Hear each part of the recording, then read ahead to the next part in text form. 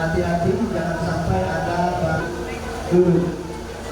Kloter 20 embarkasi Palembang asal kota Palembang dan Kabupaten Penukar Abab Lematang Ilir tiba di Asrama Haji Sumsel pada 25 Mei 2025 malam. Kedatangan kloter ini sudah 19 dari total 22 kloter atau 7.010 jemaah haji embarkasi Palembang yang diberangkatkan menuju Tanah Suci. Hingga saat ini, pelaksanaan ibadah haji dari embarkasi Palembang berjalan lancar tanpa kendala. Belum ada laporan jemaah yang terpisah dari mahram atau pendamping termasuk jemaah fast track. Meski masih ada beberapa jemaah yang terpisah lokasi hotel, situasi ini tidak mengganggu keutuhan kelompok mahram atau fast track yang didampingi.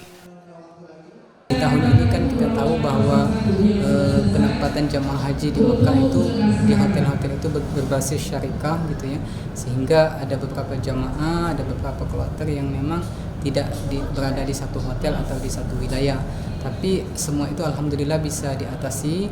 Terpisah hotel ya, tetapi kan artinya bukan terpisah mahram ya, terpisah suami istri atau terpisah pendamping dengan lansia bukan, tapi terpisah hotel dalam arti begini, misalnya satu kloter ada 370, maka mungkin 200 di hotel A, sisanya di hotel B gitu dan lain sebagainya. Tapi itu alhamdulillah petugas haji kloter, petugas hotel selalu mitigasi ya, selalu melakukan visitasi ke setiap hotel setiap harinya untuk dilihat kondisi jemaahnya.